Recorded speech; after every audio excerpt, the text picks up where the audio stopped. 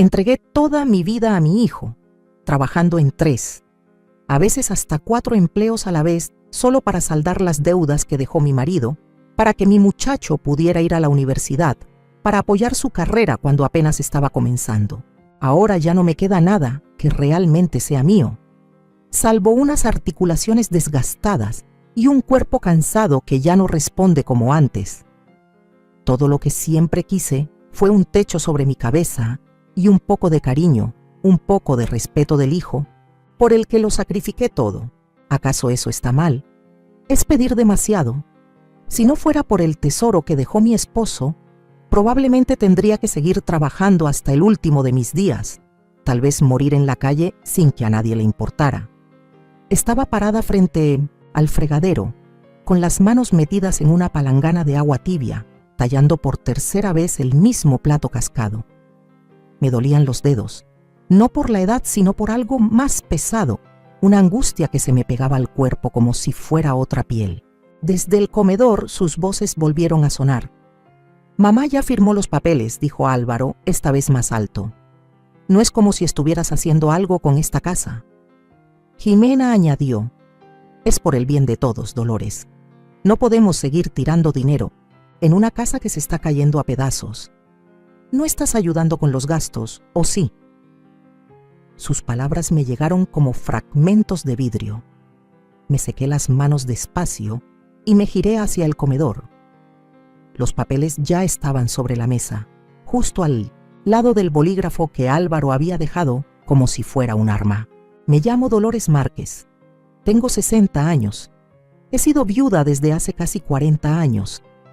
Esta casa, la colonial blanca que cruje, con hiedra ahorcando los ladrillos, alguna vez fue de Julián y mía. Mi difunto esposo construyó este lugar con más esperanza que dinero, y cada rincón guarda su huella. Cuando él murió, la mitad pasó legalmente a Álvaro, nuestro único hijo. La otra mitad, bueno, sigo aferrada a ella, para bien o para mal. Ahora quieren venderla, venderme, venderlo a él. Solo necesito tiempo para pensar», susurré apenas audible. «Pensar». «Has tenido semanas para pensar», soltó Álvaro. «Vamos, mamá, no hagas esto más difícil de lo que ya es». Jimena apoyó los codos sobre la mesa y me miró como si fuera un perro callejero. «¿Sabes? Hay casas de retiro muy buenas por aquí cerca. Algunas tienen actividades en grupo. Con suerte hasta podrías hacer amigas. Casa de retiro». Sentí que se me iba la sangre del rostro. Esa palabra pesaba más que la hipoteca que nunca terminamos de pagar. Significaba exilio. Significaba no despertar con la risa de Mateo abajo o no escuchar el viejo reloj del pasillo marcando otra mañana. Significaba ser olvidada, empacada y guardada como los libros que Jimena siempre amenaza con tirar. Justo la semana pasada estaba limpiando la sala y levantó mi copia maltrecha de Matar a un ruiseñor. «¿De verdad necesitamos todas estas cosas polvorientas?», preguntó sin esperar respuesta. «Solo están ocupando espacio». No respondí entonces. Casi nunca lo hago. Mantener la paz se volvió mi estrategia de supervivencia desde que Julián murió. Una parte duelo, otra costumbre, 3 partes miedo a que me echen, porque no tengo a dónde ir, no tengo ahorros, ni trabajo. ¿Quién contrataría a una mujer de 60 años con las rodillas llenas de artritis y sin experiencia reciente? Vivo con un cheque modesto de seguridad social. Apenas alcanza para comprar comida, mucho menos para pagar una renta, así que me quedé. Cociné, limpié, observaba a Mateo cuando los demás estaban demasiado ocupados. Yo era como una planta olvidada en una esquina, sin agua, pero que nadie se molestaba en tirar. Mateo, mi niño dulce, solo tenía 10 años, pero cargaba una sabiduría silenciosa que solo algunos niños poseen. A veces todavía se cuela en mi cuarto por las noches para mostrarme sus dibujos o hablarme de planetas. Dice que le recuerdo a Saturno porque eres un poco lenta y callada, pero sigues siendo genial. Además, tienes anillos, abuela, solo que no se ven. Sonreí al recordarlo justo cuando la conversación en la mesa empezaba a calentarse otra vez. Ya estoy harta de esto, Álvaro, soltó Jimena. Lleva meses alargando todo. Ya podríamos haber cerrado esto. Ya tendríamos el adelanto para el nuevo lugar. Nuevo lugar. Sabía lo que eso significaba. Un departamento moderno, lejos de aquí, lejos de mí. Me senté lentamente en la mesa. Mis rodillas crujieron como tablas viejas. Miré los papeles, legales, fríos, definitivos, y luego lo miré a él. Sus ojos, entrecerrados por la impaciencia, ya no había calidez, solo cálculo. ¿Por qué haces esto?, pregunté. Mi voz sonó más firme de lo que esperaba. Álvaro soltó un suspiro brusco. Porque, mamá, no podemos cargarte para siempre. Tenemos nuestras vidas. Jimena y yo trabajamos todo el día y al llegar a casa encontramos esto. Ni siquiera intentas ayudarnos, solo existes. Me estremecí. Existir, como un ruido de fondo, como polvo. Afuera un claxon sonó. En el barrio, la gente estaba afuera, regando sus jardines, paseando a sus perros. La semana pasada en el mercado local, me topé con la señora Feldman, una vecina de antes. Me miró de arriba abajo. Mi suéter deslavado, los cupones de descuento, los zapatos desgastados. Forzó una sonrisa apretada. «Todavía aguantando, dijo. «Y por lo bajo, pobrecita». Hasta los desconocidos lo notaban. Era una mujer que ya no servía para nada. Las paredes de esta casa aún susurraban con la voz de Julián. El pasillo crujía, justo donde él se detenía antes de irse al trabajo. Su escritorio en el estudio seguía cubierto de polvo, intacto desde el día en que murió. Ellos veían esta casa como una carga. Yo la veía como un recuerdo de amor, de juventud, de risas, de él. «No estoy lista para firmar», dije en voz baja. Jimena puso los ojos en blanco. «¿Qué esperas, un milagro?» «No un milagro, tal vez solo una razón. Algo, lo que sea». «Voy a hacer té», dije al levantarme. Era la única salida que tenía. En la cocina, me aferré al borde del mostrador mientras las manos me temblaban. No le temía a la muerte. Me asustaba desaparecer, despertar un día en una habitación blanca rodeada de extraños que me dijeran «señora» en vez de «mamá». Temía que, poco a poco, partes de mí se borraran hasta no quedar más que una carga por firmar y desechar. Estaba siendo egoísta. Esa pregunta me siguió incluso después de salir de la cocina. Me perseguía como una sombra culpable tras cada paso sobre estas maderas viejas. La repetí una y otra vez al pasar frente al espejo del pasillo sin atreverme a mirarme.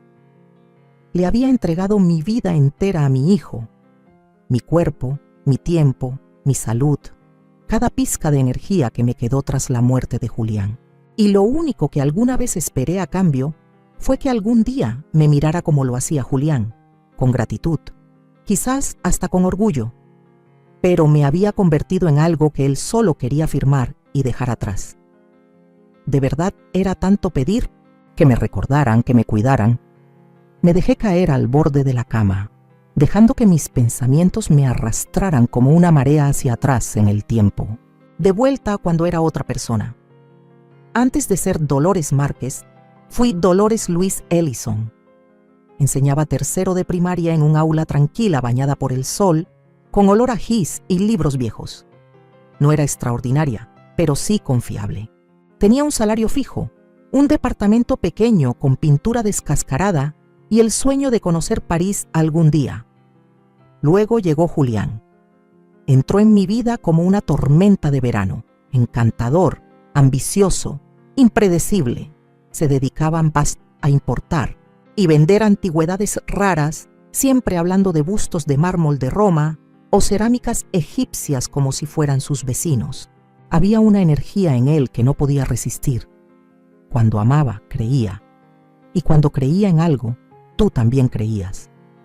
Nos casamos en menos de un año. Mis padres eran cautelosos, pero yo era joven. Él me hacía sentir que el mundo era nuestro, para conquistarlo. Cuando nos mudamos a esta casa, ni siquiera tenía plomería decente. Pero Julián la construyó habitación por habitación, con manos ásperas y ojos llenos de esperanza. No teníamos mucho, pero había risas, música, cenas tranquilas bajo luces colgantes en el patio. Y cuando nació Álvaro, Julián lloró. Nunca lo había visto llorar. Aquellos fueron los años dorados. Le iba bien, vendía a coleccionistas, museos, compradores privados. Viajaba mucho, traía recuerdos y anécdotas. Y aunque yo seguía enseñando, insistió en que redujera mi jornada para enfocarme en criar a nuestro hijo. Luego vino el trato. Julián dijo que cambiaría nuestras vidas, que era una oportunidad única, artefactos de una colección recién descubierta en Europa del Este. Solo un último gran golpe, Sandy, me dijo. Luego nos retiramos temprano, viajamos como siempre soñamos, y yo siempre le creí. Pero ese trato involucraba a Esteban Vargas. Nunca me cayó bien Esteban. Tenía una sonrisa que no tocaba sus ojos y una manera de hablar que hacía que hasta los halagos sonaran como amenazas. Pero Julián insistía en que solo era directo. Él conoce gente, decía. Abrió puertas que yo no puedo. Discutían mucho al final. Recuerdo una noche, unas semanas antes del accidente. Julián llegó tarde, con el rostro pálido y las manos temblando. ¿Qué pasó?, le pregunté. Se sirvió un trago y se lo bebió de un solo golpe, murmurando. Esteban está metido hasta el cuello. Está pidiendo préstamos usando el trato como aval. Esto no está limpio. Entonces salte de ahí, le dije con el miedo ya instalado en el cuerpo. No puedo, no ahora. Esa misma noche volvió a salir. Dijo que tenía que arreglar las cosas. Fue la última vez que lo vi con vida. La policía dijo que fue un accidente de auto, falla en los frenos, una tragedia, nada más. Pero yo siempre supe que había algo raro. Julián era muy cuidadoso con su carro. Esa noche no había bebido, ni siquiera me dijo a dónde iba. Igual, acepté la historia. No tenía fuerzas para pelearla. No cuando las cuentas empezaron a llegar como olas que no paran. El negocio se vino abajo. Esteban desapareció. Todos los bienes estaban congelados o ya se habían esfumado. Me quedé con una casa imposible de sostener.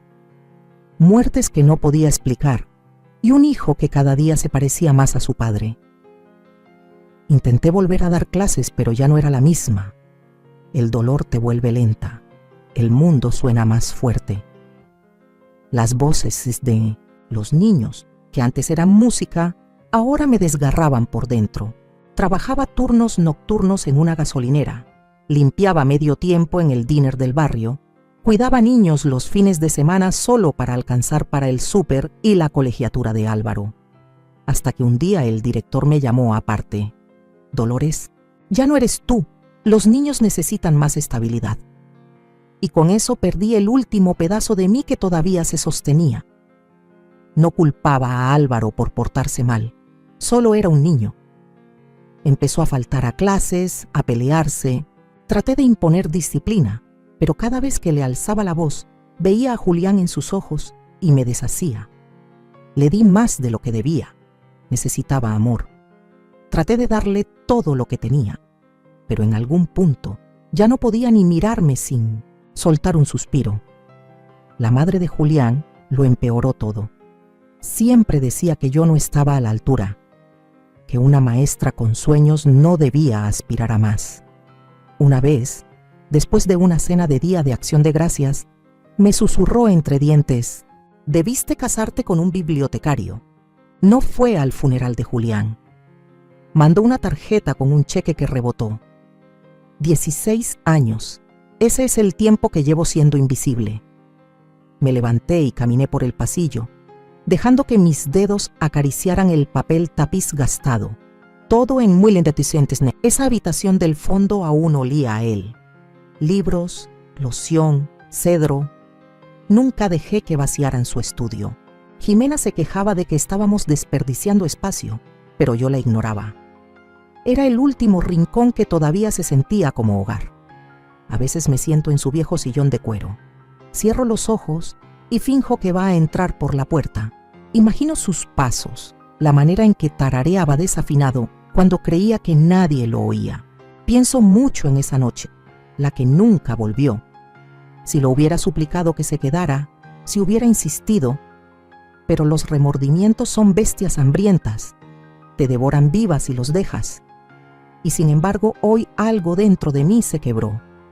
La forma en que Álvaro me miró, la manera en que Jimena se quedó atrás de él, como una sombra con filo. No querían lo mejor para mí. Querían que desapareciera. Tal vez me quedé callada demasiado tiempo. Tal vez era hora de escuchar las dudas que enterré bajo deberes y cuentos para dormir. Tal vez, solo tal vez, Julián dejó algo más que deudas y polvo. Me giré hacia el estudio. La puerta rechinó al abrirse. La luz de la tarde se desparramaba por el suelo como oro líquido. Entré y me paré en el centro del cuarto. El silencio me envolvía como un recuerdo. Y entonces lo oí. Un sonido hueco. Mi pie no había caído bien sobre la alfombra. Estaba cerca de la esquina lejana del cuarto, donde las tablas del piso no sonaban igual. Volví a pisar, pero, zunk, algo debajo. En cuanto escuché ese sonido hueco bajo el suelo, algo dentro de mí cambió. Fue algo sutil al principio, como un tirón suave en la esquina de una cortina vieja.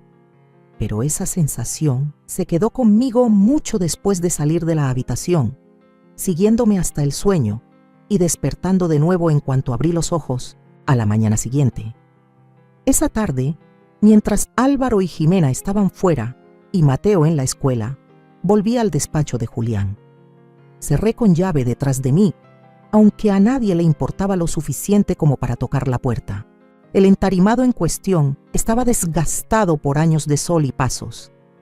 Me arrodillé junto a él, con las manos temblorosas. No por dolor esta vez, sino por algo mucho más peligroso, la anticipación. No fue difícil levantarlo. Las tablas habían sido reemplazadas a las carreras hace años.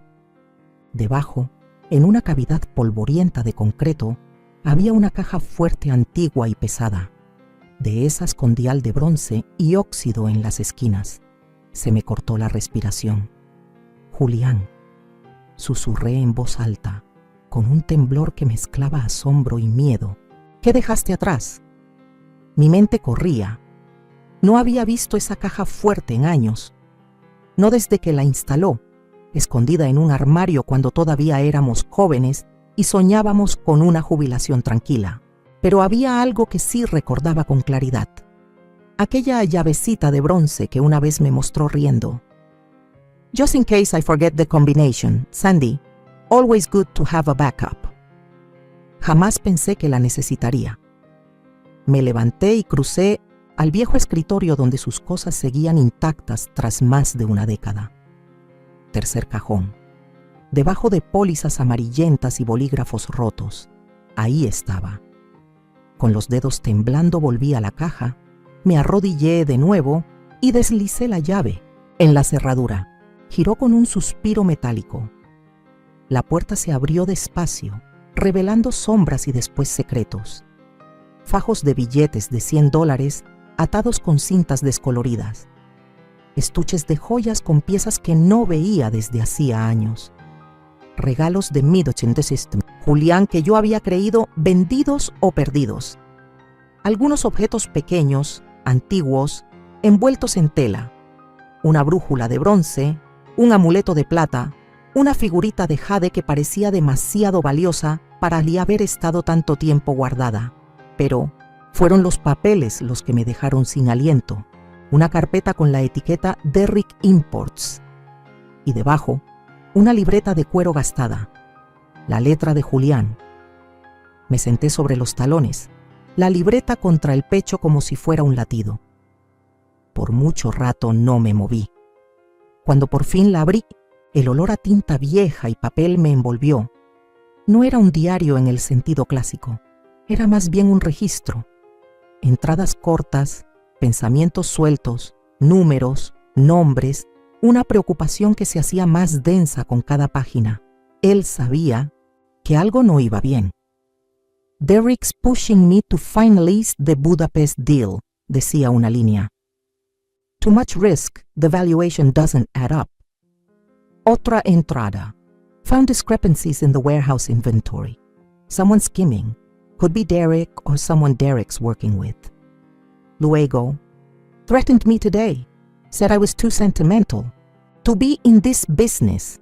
I don't trust him anymore". Y finalmente la última página, corta, apresurada, como si la hubiera escrito minutos antes de irse. "If you're reading this, something's gone wrong. I kept this for us. This money, these assets. It was supposed to be our retirement if I'm gone. I'm sorry, Sandy. Use it to pay off the debts. Life well. This is the only insurance I could leave behind. No llore. No en ese momento. El duelo es raro así. Espera a que recuperes el aliento para volverte a dejar sin aire". Luego encontré el casete, una cinta pequeña dentro de un sobre con la leyenda Private November 12th, 07. No tenía cómo reproducirla, pero aunque no pudiera oírla, lo supe. No era solo una caja fuerte. Era un mensaje, una advertencia, un regalo, una despedida. No sé cuánto tiempo me quedé ahí, rodeada por las reliquias de una vida que pensé perdida. Finalmente, escuché el chirrido de los frenos del autobús escolar afuera. Mateo entró, dejó caer su mochila y corrió hacia el estudio como siempre. Se quedó helado al ver las tablas del piso abiertas. «¡Wow!», susurró. «Abuela, ¿qué es eso?». Sonreí apenas. «Algo que tu abuelo nos dejó». Sus ojos se agrandaron. «¿Como un tesoro?». «Algo así», le dije, «pero no se trata solo de dinero dorado, es la verdad». Me ayudó a volver a envolver las piezas con cuidado. Era un niño tierno, meticuloso, respetuoso, nada que ver con su padre a esa edad. Me partía el alma ver cómo Jimena se esforzaba por arrancarle esa ternura, y por eso pasó lo que pasó. Esa noche, después de cenar, Jimena vio el rastro de Demozetsim, polvo en el despacho, y ató cabos. Mateo había estado involucrado. Estalló. Delante de Álvaro, delante de mí. Ha estado ayudándola a levantar las tablas del suelo en la presa. ¿Es en serio? Solo tenía curiosidad, dije, colocándome entre ella y Mateo. No, estaba husmeando. Soltó, agarrándolo de la muñeca, y cuando un niño desobedece, aprende. A las malas. Escuché el golpe seco de su mano contra él. «No dejes que te arrastre otra vez a sus delirios», le susurró con veneno. Mateo no lloró, solo me miró, herido, no por el dolor, sino por la traición. Cerré el puño, abrí la boca, luego la cerré. No dije nada, aún no. Pero algo dentro de mí volvió a romperse. Más tarde esa noche, mientras intentaba leer el contrato que Julián había firmado con Esteban. Docenas de páginas, nombres extraños, términos que apenas comprendía. Sentí una mirada fija en mí. Álvaro estaba parado en el pasillo observando. «Espero que no estés haciendo una tontería», dijo en voz baja. «Estoy leyendo», respondí. «¿Eso también está prohibido ahora?». No se rió. Solo me sostuvo la mirada por un momento largo y después se fue. Supe entonces que sospechaba. Tal vez incluso estaba preocupado. Pensaba que había descubierto algo, y tenía razón, pero no tenía idea de qué. Al día siguiente tomé uno de los artefactos más pequeños, un anillo tallado en marfil, y fui a una tienda de antigüedades que no visitaba desde hacía años. Mae, la dueña, también estaba más vieja. Su cabello había encanecido, sus manos se veían rígidas, pero sus ojos seguían igual de agudos. Cuando coloqué el anillo sobre el paño de terciopelo, lo miró largo rato. «¿De dónde sacaste esto?». «Pertenecía a mi difunto esposo», dije sin más. Lo levantó examinando el grabado fino. «¿Tienes prueba de propiedad?». «Sí». Le pasé la carpeta que había sacado de la caja fuerte. Se quedó un segundo en silencio. Dolores, esta pieza vale más de $20,000. Si alguien te acusa de haberla robado, sentí el peso de lo que no dijo. Era mayor, sola, un blanco fácil. «Conociste a Julián», dije en voz baja. «¿Sabes qué clase de hombre era?» Su expresión se ablandó. Asintió despacio. «Sí, claro que lo conocí». Prometió ayudar en silencio, sin levantar sospechas. Dijo que tenía contactos que podían verificar la autenticidad y mantener todo fuera de los libros. Por ahora, al salir a la luz del día, el viento más frío de lo que recordaba, entendí algo. El pasado todavía no había terminado conmigo. No dormí la noche que encontré el cuaderno, ni la siguiente. Algo dentro de mí había cambiado para siempre, como si una parte de mi columna, encorvada durante años, comenzara a enderezarse. Esperé hasta que la casa quedó en silencio otra vez, hasta que Jimena apagó la última luz del pasillo y la respiración de Mateo sonaba tranquila a través de la pared delgada. Entonces volví al despacho, la caja fuerte ahora cuidadosamente, oculta bajo las tablas del piso. El cuaderno en mi regazo parecía una cosa viva. Julián siempre había sido un hombre meticuloso. Su caligrafía, incluso cuando iba deprisa, tenía una elegancia particular, como cuando solía apartarme el cabello de la cara con esos dedos ásperos y cuidadosos. Las entradas no eran diarias, pero bastaban, lo suficiente para armar una imagen o al menos su contorno. Esteban dice que este trato lo cambiará todo. Budapest, antigüedades raras, rotación rápida. Dice que tengo suerte de estar incluido. Le dije que lo pensaría. Tomé el préstamo hoy. La hipotecaria lo aprobó. No incluí la casa. No puedo arriesgar nuestro hogar. Le dije a Sandy que era solo un fondo puente para el envío de primavera. Revisé los documentos de origen. Algo no cuadra. La procedencia no coincide. Le pregunté a Esteban y se rió. Nadie revisa nada, dijeron. Le dije que quería salir de Usmedetesnitte. Esto se volvió helado.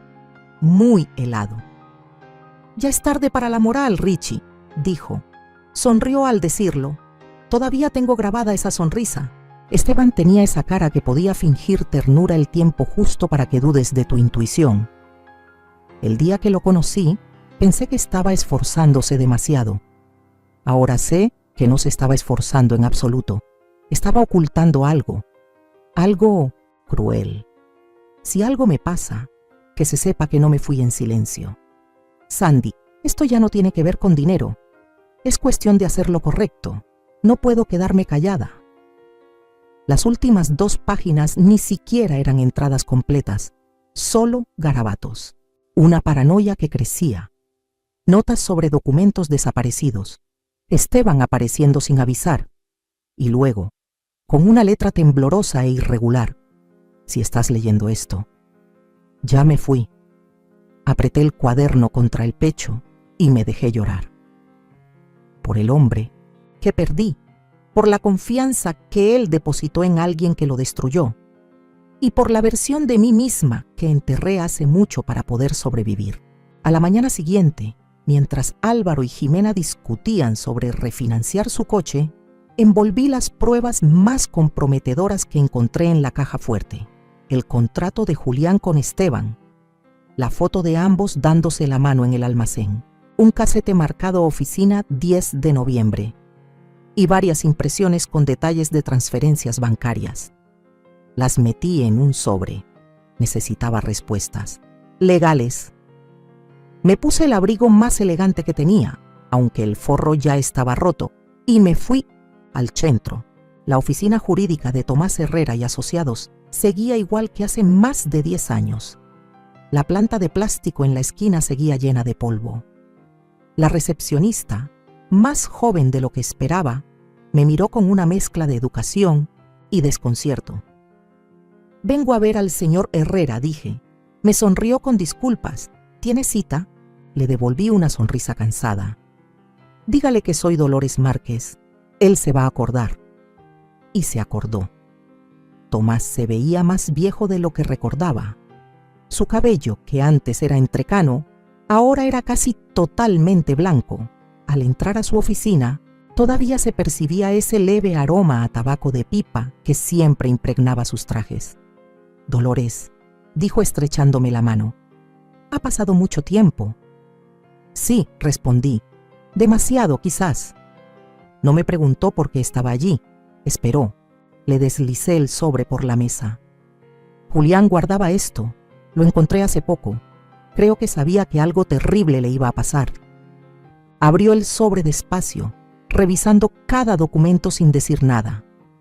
Pero cuando llegó a la fotografía y vio el rostro de Esteban, se le tensó la mandíbula. «Vine a ti porque conocías a Julián», le dije. «Fuiste su abogado, su amigo». «Lo fui», respondió seco. «Pero eso fue antes de que se metiera con Vargas». «Sabías que algo andaba mal», dije con suavidad. No respondió. «Por favor, Tomás, no te estoy pidiendo que lo hagas público. Solo dime si esto tiene peso, si hay una posibilidad de hacer algo con esto». Suspiró y entrelazó las manos. Siempre pensé que Julián era ingenuo, creía demasiado en la gente. Y sí, sospechaba que los negocios de Esteban no eran limpios, pero Julián no quiso escuchar. Hasta que fue demasiado tarde. Quise gritar, pero en lugar de eso cerré los ojos. ¿Entonces lo dejaste morir incomprendido? «Yo no lo maté», dijo Tomás seco. «Pero tampoco voy a desenterrar un cadáver, para perder mi licencia ahora». Salí de su oficina con más frío del que traía al entrar, como si el silencio se hubiera vuelto contagioso entre los hombres que alguna vez se llamaron amigos de Julián. Afuera, el viento soplaba con más fuerza. Ese invierno llegó temprano ese año, mordiéndome a través del abrigo, cortando la piel. Pero lo más helado era mi corazón. Esa noche saqué del escondite el peine de marfil, uno que Julián decía había sido tallado en Italia, más antiguo que nuestro país, y volví a visitar a Ofelia en la tienda de antigüedades. Pasó los dedos sobre él con cuidado, mirándolo bajo una lupa. «Esto es calidad de museo», murmuró. «¿Se puede rastrear?», pregunté. Ella levantó la vista. «¿A tu esposo?». «Tal vez». «¿A ti?». «Depende. Solo quiero saber cuánto vale». Dudó un momento. Luego escribió algo en un bloc de notas y me lo deslizó. $28,000, y eso solo por el peine, junto con el amuleto, la brújula, las piezas de plata, los libros encuadernados a mano y las joyas. Su estimación oscilaba entre 900,000 y 1.2 millones. Me tomó varios minutos recuperar la voz. De verdad estaba pensando en el futuro. «Te estaba protegiendo», dijo Ofelia en voz baja, incluso cuando el mundo se volvió en su contra. Salí de la tienda con lágrimas en los ojos, no por el dinero, aunque la idea de una libertad financiera me revoloteaba en el estómago con una esperanza extraña y desconocida, sino porque Julián nunca dejó de amarme, incluso cuando yo casi había olvidado cómo amarme a mí misma. Esa noche escuché a Jimena en la cocina con Álvaro. «No quiere firmar. Está retrasando todo». «Es vieja», dijo Álvaro en voz baja. «Va a ceder, o metemos a los tribunales. Sabes que la casa es mitad mía de todas formas. Tal vez deberíamos hacerla sentir lo suficientemente incómoda como para que se quiera ir». Se me cortó la respiración. Me alejé antes de oír más. Si me quedaba, quizá habría dicho algo de lo que después me arrepentiría.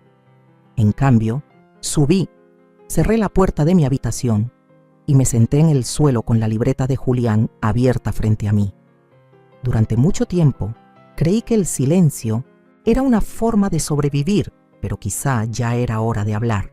Para cuando llegó la mañana, algo dentro de mí se había sentado, como el polvo que finalmente toca el suelo después de años flotando en el aire. No me sentía valiente, no exactamente, pero me sentía despierta. Y eso bastaba para dar el primer paso. Esperé a que Jimena saliera a su clase de yoga y Álvaro se fuera al trabajo. Mateo aún estaba en la escuela. Me puse mi viejo abrigo gris, ese con botones que ya no combinaban, y caminé las 8 cuadras hasta la oficina del sheriff. El sheriff Wilkins, su nombre real es Harold, pero nadie lo llama así. Lucía casi igual que en la secundaria, solo con más panza y más lento al levantarse. Compartimos una amistad tranquila alguna vez, en los tiempos antes de que Julián llenara cada rincón de mi vida. Me reconoció en cuanto crucé la puerta. Dolores, dijo levantándose detrás de su escritorio desordenado. Vaya, no lo puedo creer. No estoy segura de que sea necesario, respondí con una leve sonrisa. Se rió. ¿Qué te trae por aquí? No pareces del tipo que cruza la calle sin mirar. Saqué el sobre de mi bolsa, las copias de las páginas de la libreta de Julián, la foto y, lo más importante, el casete. Lo coloqué con cuidado sobre su escritorio. Creo que ya es hora de que alguien vuelva a revisar lo que realmente pasó con mi esposo. Su rostro se volvió serio de inmediato. Tomó los documentos, hojeó las primeras páginas, luego me miró de nuevo, ahora más lento. Estas son acusaciones graves, dijo. ¿Crees que asesinaron a Julián? Dudé. Todavía me costaba decirlo en voz alta, pero asentí. Creo que descubrió algo ilegal. Creo que Esteban Vargas lo silenció antes de que pudiera acudir a las autoridades. Y creo que he tenido demasiado miedo para enfrentar esa verdad hasta ahora. Se recargó en su silla. El cuero crujió debajo de él. El informe del accidente en su momento estaba limpio, pero si este audio tiene lo que yo creo que tiene, puede que no lo esté.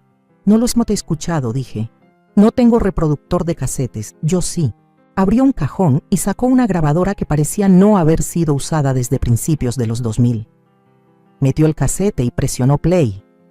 La voz que salió era la de Julián. Clara, directa y nerviosa. No puedo seguir fingiendo que esto es legítimo. Estos artefactos no tienen la documentación adecuada, Esteban. Y ahora estás hablando de moverlos por canales sin licencia. Eso no solo es poco ético, es ilegal. La voz de Esteban, baja y con un tono casi burlón.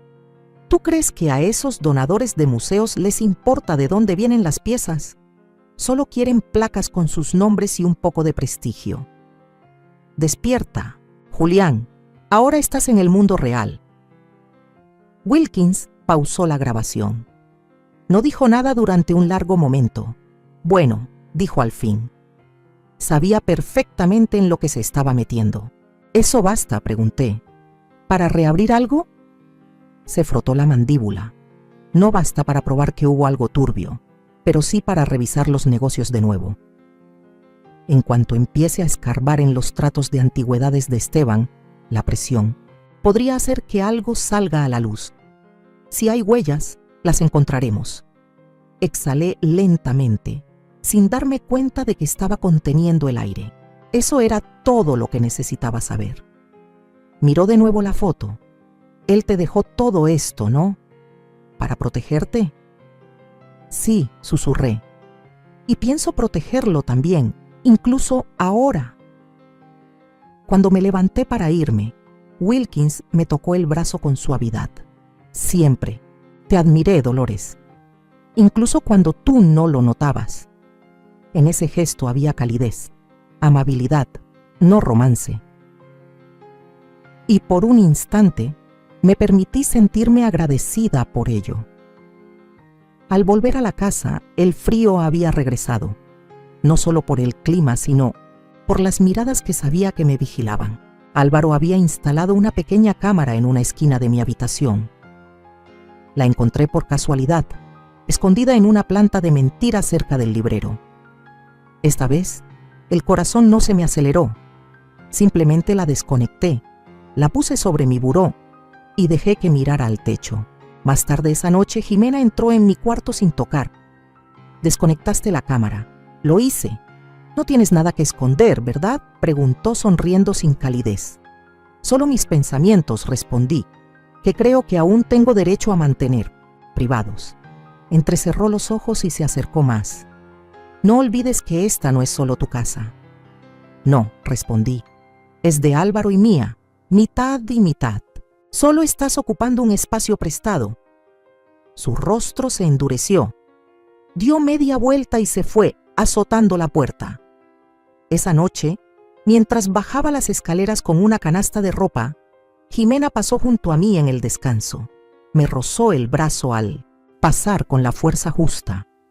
Mi pie resbaló y me golpeé fuerte contra la pared. ¡Ay, no!, exclamó desde abajo.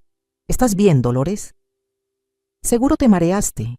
Me quedé en los escalones un buen rato, recuperando el aliento, sobándome el hombro. Sin moretones, sin fracturas, solo una grieta más en una pared que ya se venía abajo. Al día siguiente, Ofelia me recibió en la entrada trasera de su tienda. Me ayudó a mover varios objetos envueltos a su bodega.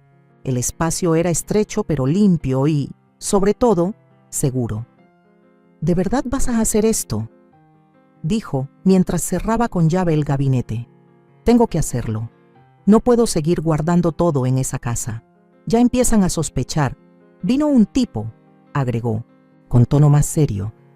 Dijo que preguntaba por antigüedades, pero mencionó tu nombre. Su sonrisa no llegaba a los ojos. Sentí un escalofrío subirme por la espalda. ¿Qué dijo exactamente?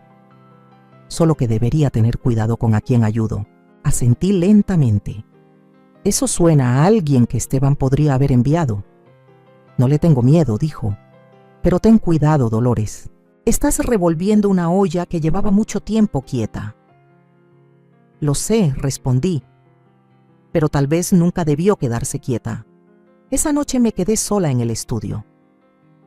Mateo me había pasado una nota a escondidas antes de dormir, doblada dentro de mi uno de sus cómics. Solo 6 palabras escritas con letras torcidas pero cuidadosas. I believe you. I love you. A veces las palabras más pequeñas cargan el peso más grande. Miré hacia el suelo donde la caja fuerte seguía oculta bajo las tablas. Luego al cuaderno en mis manos. Pasé años creyendo que callar era ser fuerte.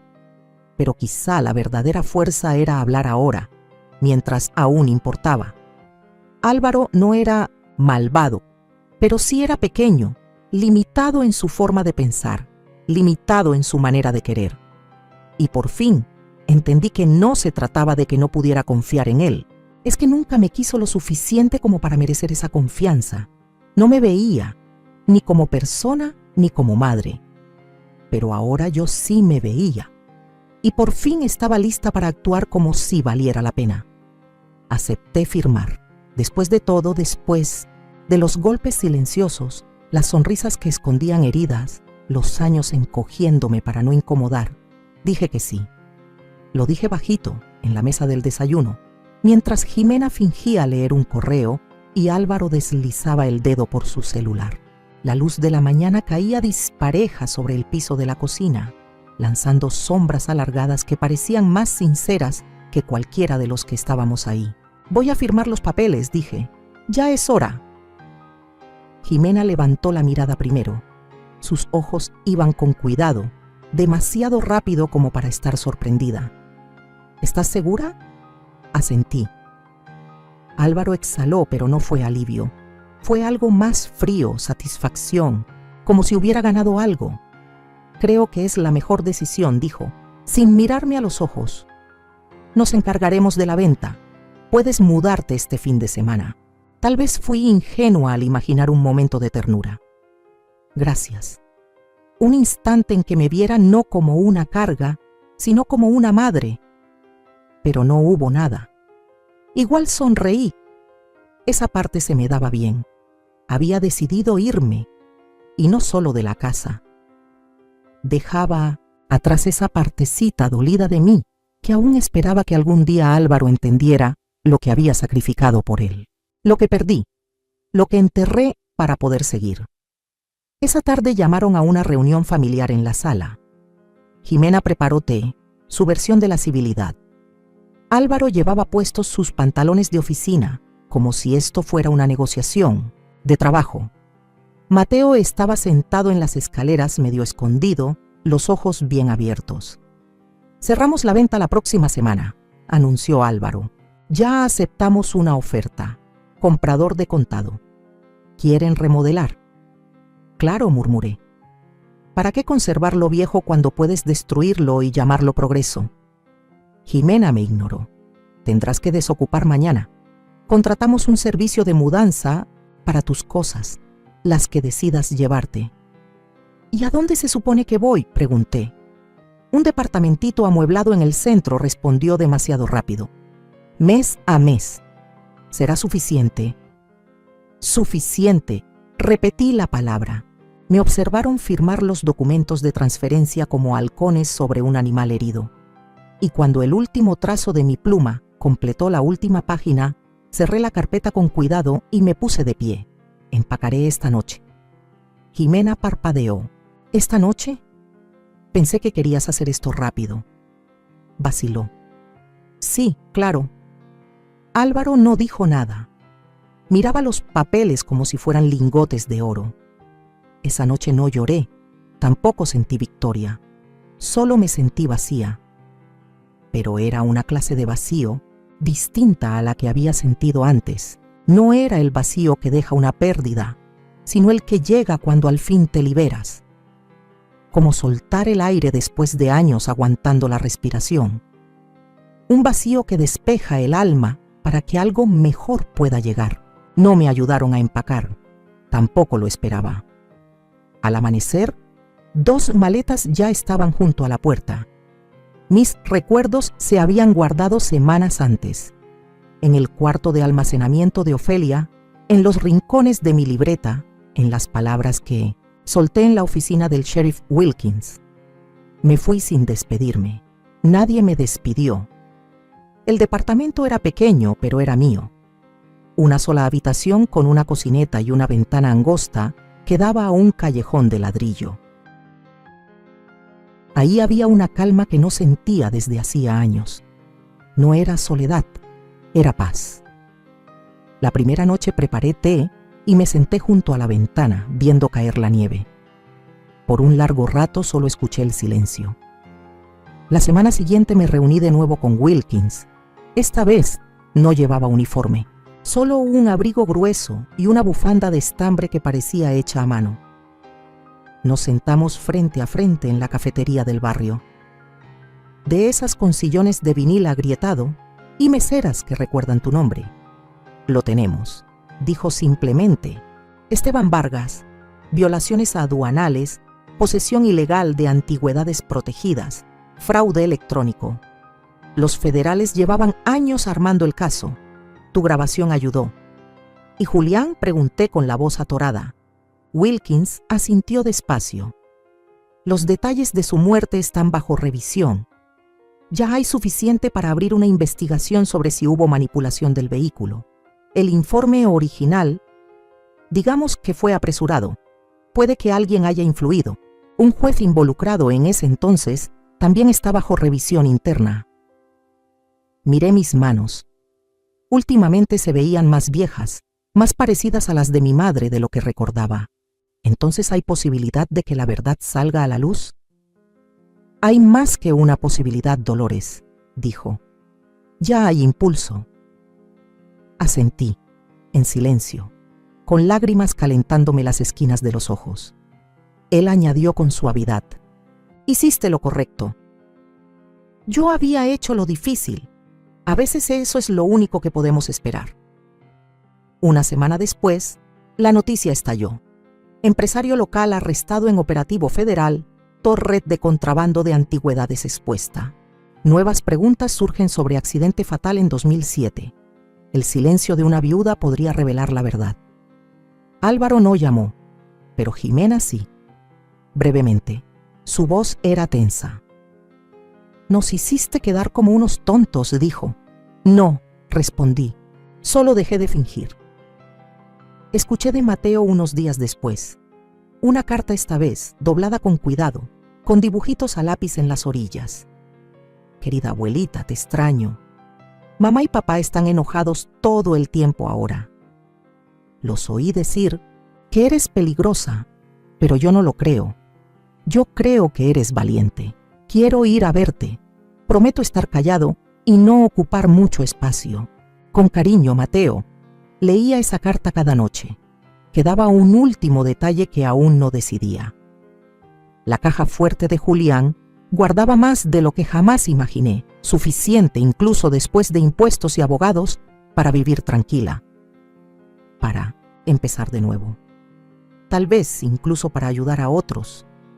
Al principio pensé en compartirlo, en darle una parte a Álvaro, quizás en parte. Seguía siendo mi hijo, pero me senté con esa idea, le di vueltas como a una piedra en la mano, y entonces la vi con claridad tal como era. Un reflejo, una costumbre, la misma que me había hecho callar cuando me maltrataban, la misma que me enseñó a darlo todo sin pedir nada a cambio. Álvaro no solo falló en protegerme, una y otra vez eligió ser parte de mi destrucción. Observó cómo su esposa me humillaba y, peor aún, permitió que ella dirigiera sus acciones como si fuera una marioneta. Ahora no le daría nada, no por crueldad, sino porque el amor sin respeto no es amor. Dejaría algo para Mateo, un fideicomiso cuando cumpliera la mayoría de edad, y mientras tanto me reconstruiría. No para volver a ser la mujer que fui, sino para convertirme en alguien nueva, alguien que ya no confunde aguantar con ser virtuosa. Cuando volví a visitar a Ofelia, sonrió en cuanto crucé la puerta. «Te ves más alta», dijo. «Me siento más ligera», respondí. Me llevó al cuarto de atrás donde guardábamos las cosas. «¿Y ahora qué?» «Ahora», dije, «vamos a decidir qué se comparte con el mundo y qué se queda conmigo». Ella asintió. «¿Y lo demás?» Sonreí apenas. «Lo demás es solo la historia aprendiendo por fin a hablar». ¿Crees que Álvaro y Jimena se arrepentirán cuando se enteren de la herencia de $1 millón? ¿O les bastará con quedarse con la casa y deshacerse de su madre?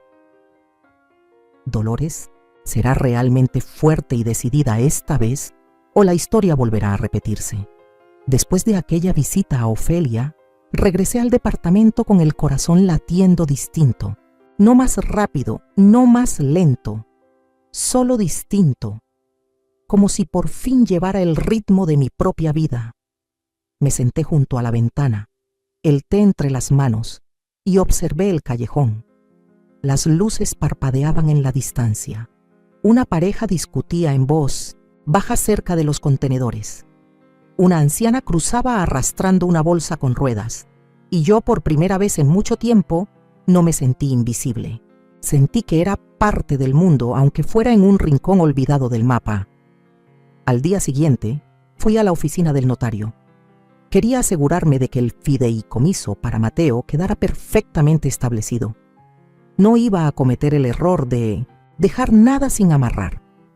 El dinero no era todo, pero podía ser un escudo. Uno que lo protegiera si sus padres decidían convertir su ternura en debilidad. Mientras el notario revisaba los papeles, pensé en su carita, en su voz cuando me decía que yo era como Saturno. «Tienes anillos, abuela, solo que no se ven». Ese niño merecía más que promesas rotas y gritos desde la cocina. Volví a casa al anochecer y encontré una carta sin remitente bajo la puerta. La abrí con cuidado y reconocí la letra de Álvaro. Solo 3 líneas. «Lo siento, no supe hacerlo mejor. Espero que encuentres la paz que mereces». No había disculpa real, no había intento de enmendar, solo palabras vacías como las que usaba cuando era adolescente y rompía algo que no sabía cómo arreglar. No lloré, ya no. Pasaron los días. En la televisión hablaban de Esteban Vargas como si fuera un villano de película, arrestado, en espera de juicio, nuevos cargos cada semana. Una red de tráfico internacional, decían. Yo escuchaba en silencio, reconociendo nombres y fechas que Julián había escrito con manos temblorosas años atrás. La justicia no llegaba rápido, pero al menos había empezado a caminar. Un martes cualquiera, mientras organizaba las cosas en mi pequeño librero, recibí la visita de Mateo. Ofelia lo había traído, su madre no lo sabía. «Solo 1 hora», dijo, y después nadie supo nada. Cuando lo vi cruzar el umbral, mi alma entera se iluminó. Me abrazó con fuerza, como si con ese abrazo pudiera recomponer todos los días que pasamos lejos. ¿Estás bien, abuela?, me preguntó. Estoy aprendiendo a estarlo, le respondí. Nos sentamos juntos en el piso, rodeados de libros y de esa calma que solo los niños saben traer. Me enseñó un dibujo nuevo. Yo con una capa de heroína, volando, sobre una ciudad gris. Tú lo salvaste, ¿verdad? No supe qué decir. Solo lo miré con ese amor que ya no necesita explicaciones. Después de que se fue, me quedé pensando en todo lo que había perdido, en todo lo que aún podía construir. Tal vez no tenía una gran familia, tal vez nunca volvería a ver a Álvaro con los ojos de madre esperanzada, pero tenía a Mateo, tenía mis recuerdos, tenía la verdad. Una noche soñé con Julián. Estábamos en el patio de la casa antigua, él tocando un disco viejo mientras las luces colgantes parpadeaban, como luciérnagas. Me miraba como lo hacía cuando aún éramos jóvenes. Lo lograste, me decía. Sandy, lo lograste.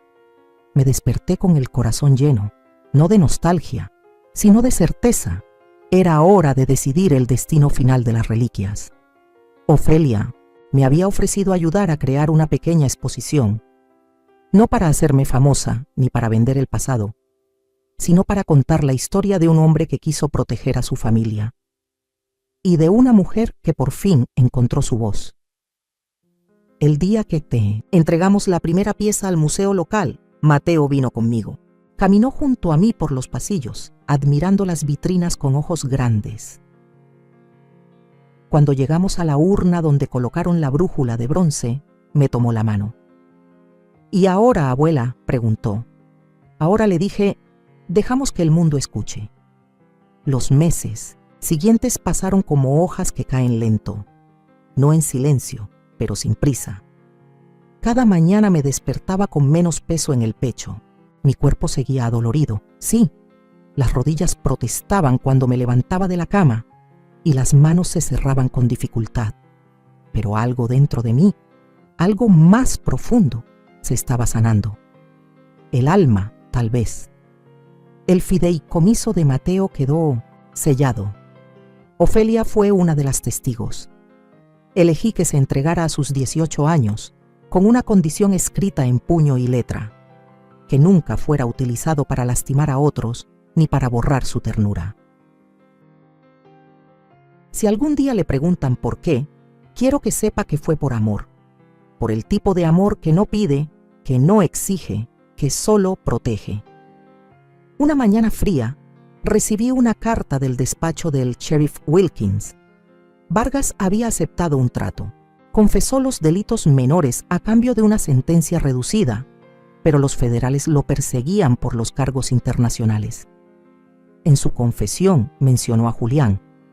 Lo llamó el idiota que se echó para atrás al último minuto. Esa línea fue suficiente para que se reabriera oficialmente la investigación de su muerte. No por accidente, no por azar, sino por traición. Y por fin, la historia decía la verdad. El periódico local publicó un reportaje de 2 páginas. Titular: La voz que rompió el silencio. La historia de Dolores Márquez. No lo leí completo, solo vi la foto. Yo, parada junto a la brújula de Julián, con Mateo sonriendo tímidamente a mi lado. No necesitaba más, no buscaba fama, solo justicia. Y, en cierto modo, ya la tenía. Álvaro nunca volvió a escribirme, ni una palabra. Tal vez su orgullo no lo permitía. Tal vez su culpa se disfrazó de distancia. Jimena me bloqueó en todo, pero Mateo, mi niño Saturno, me escribía cada semana. Dibujos, cartas, a veces solo una hoja doblada con una estrella dibujada y la palabra gracias en el centro. Un día de primavera, cuando el sol por fin calentaba el concreto del callejón frente a mi departamento, lo vi llegar con una mochila y una sonrisa que me quebró por dentro. Ya tenía 12 años, más alto, más callado, pero sus ojos seguían siendo los mismos. ¿Puedo quedarme contigo unos días?, me preguntó sin rodeos. Llamé a Ofelia.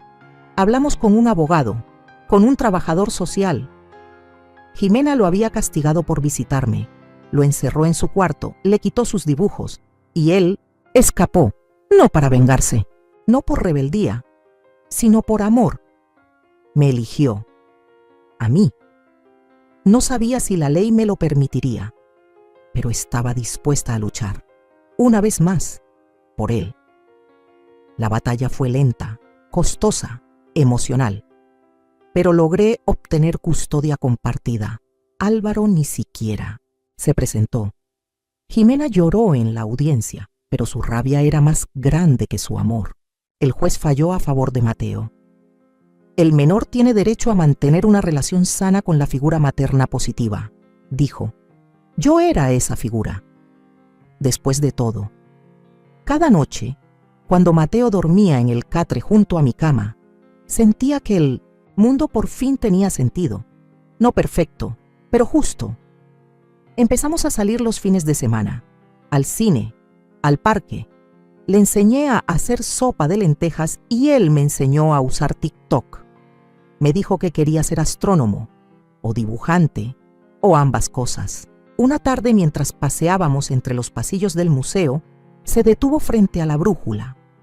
Me miró de reojo y dijo, ¿tú crees que el abuelo sabía todo lo que iba a pasar? Lo pensé. Mucho.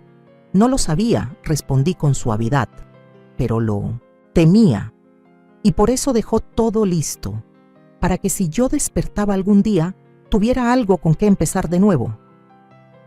Mateo asintió, en silencio, como si lo entendiera todo. Y entonces supe que mi historia ya no era solo mía, era suya también. Que al final de todo, la verdad no me salvó por completo, pero me permitió salvar algo mucho más importante, a él. Aguantar no siempre es un acto de valentía, a veces es solo una forma de olvidar quién eres. Yo confundí el silencio con la paz, la entrega con el deber y el amor con la deuda. Pasé años creyendo que, si daba suficiente, si aguantaba lo suficiente, al final alguien voltearía a verme y diría, gracias por quedarte, por sostenerlo todo. Pero esa mirada nunca llegó. Y cuando lo entendí, tuve que aprender a mirarme con ternura yo misma. Mi historia no es única. Hay muchas Dolores allá afuera, mujeres que se hicieron pequeñas para que otros pudieran crecer, que entregaron todo sin dejarse nada. Y lo que quiero decirles desde lo más profundo de lo que ahora soy es esto: no es tarde. Nunca es tarde para despertar, para levantarte, para volver a escribir tu historia, incluso si tiemblan las manos. Incluso si nadie aplaude. No lo hice para vengarme, lo hice para no desaparecer, para que mi nieto supiera que se puede ser fuerte sin ser cruel y valiente sin ser ruidoso, que defender tu lugar en el mundo no te convierte en egoísta, sino en humana. Si esta historia llegó hasta ti, no pido que me aplaudas, solo que pienses en tu madre, en tu abuela, en esa mujer callada que tal vez siempre estuvo ahí, en la sombra, cuidando sin pedir nada. Pregúntale qué sueña, escúchala. Tal vez así, entre todos, empezamos a curar generaciones enteras de silencios heredados. Y si algo en lo que leíste te hizo pensar, te hizo recordar, te tocó aunque fuera un rincón del alma, cuéntamelo. Estoy lista para escuchar, porque después de todo, las historias no terminan cuando se escribe la última línea. Terminan cuando alguien más las toma entre sus manos y se atreve a responder. ¿Te pasó algo parecido? ¿Te reconociste en algún fragmento? ¿Qué habrías hecho tú en mi lugar? Te leo.